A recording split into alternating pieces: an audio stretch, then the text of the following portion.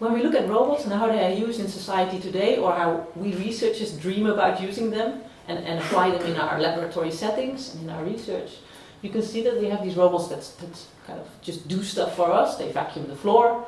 There's robots that use social capabilities to entertain us. They make funny noises and they smile and they laugh, and we find that entertaining, more like a toy.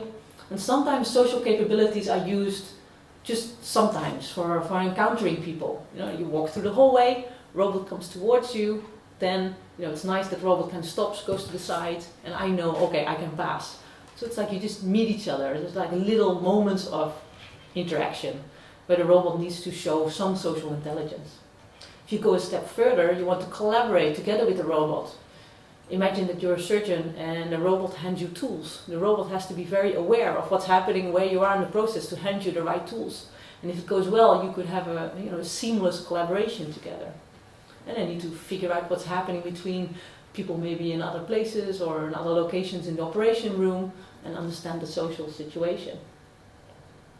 We've got robots like the Paro robot by Shibashi that is really being developed to comfort people. So some people that are very far advanced in Alzheimer's, or have such a severe case of autism that they cannot handle human contact. It's too scary and too strange and too unpredictable. For them, it's sometimes comforting to interact with a technology that is predictable and therefore not so scary. We've got robots that use our social skills, that mediate our social skills, that allow you to be at different places at the same time. You can see me here at Willow Garage. And maybe eventually, people are trying to make robots that we could relate to, that kind of grow with us over a longer period of time, that maybe know what happened last year and can refrain back to that and say, now you know the table of 5, and 2 weeks ago we worked on the table of 4. I can see that you are really growing and you're only, 4.5. That's really quick for your age. It might be that robots have more sense of how we develop and are able to develop with us. So this is we think that we're somewhere in the second blob. So we believe in this detecting human behavior automatically, generating sensible behavior in response to that to create the dialogue. And then we need to design and evaluate the interaction between these people and the technology. So we think this incidental interaction, robot meets person in the hallway, we think we've nailed that by now. And then the real-time dialogue is really tricky, because I say something, you say something, I say something, you say something, then it gets really difficult. I frown, you react. It's like a dance between people. It's very difficult to have a real-time dialogue with an agent, a virtual agent or a robot. And the next step would be collaborating in a meaningful way towards social learning, which is the way that we learn from each other, and towards something like social intelligence, where you understand the social scene.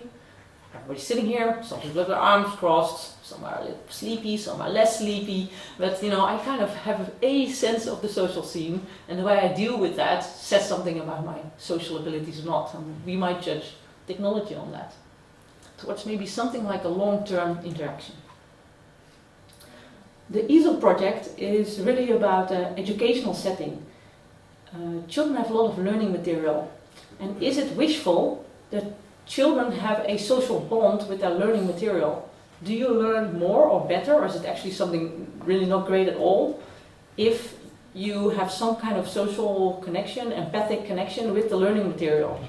So we've created, we haven't made Zeno, this is made by Hanson Robotics, but we are developing Zeno's behavior.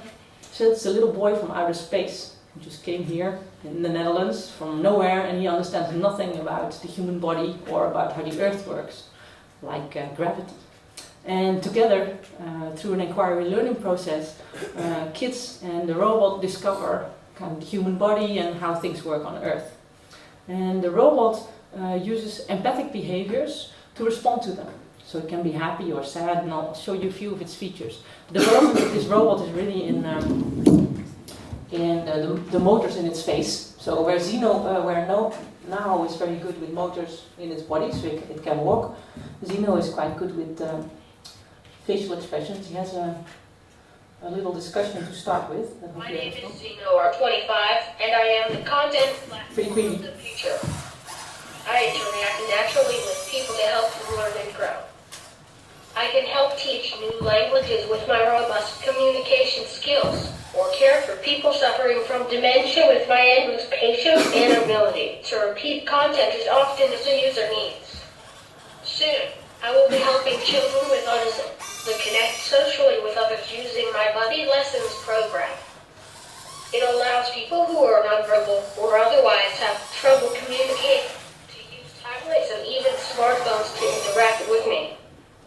I can also use this platform to help teach math and science concepts, as well as vocabulary and reading comprehension. I can even laugh or cry.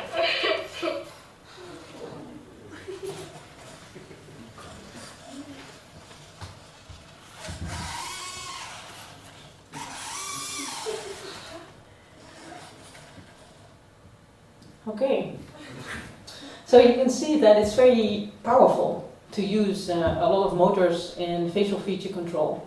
And if you've seen Hiroshi's robot before in a little movie, there's a huge system behind that ball that is controlling that robot. And actually, Hiroshi's whole body there is stacked full of computers. It's a very chunky body. And these technologies can better and better, where we can do the control and the motors in a smaller way, in smaller features. Oh, I'll just show you what now it looks like when he walks. Oké, kan jij even lopen?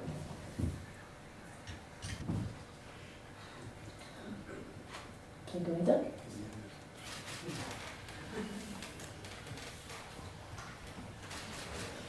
This is just a standard demonstration that's built into the Now. There's nothing special. But we find by using this robot in our research, where we have the robot act as either a cleaner or some kind of receptionist or anything like that, it allows us to already see how people respond to it and how smooth the interaction needs to be. With robots like this, they have very little facial expressions. But it's interesting for us to see how far we can get with movements and how people respond to that and relate to it over time. He has a tiny voice, he's quite cute. Mm-hmm. I want to give him a little hug. I mean, he feels like... Yeah, but wait for this face. You have a different voice. You have an evil voice too. No, the face also. What about now? Not so huggable. No, well, no, he's changed again. Yeah, he becomes nicer now.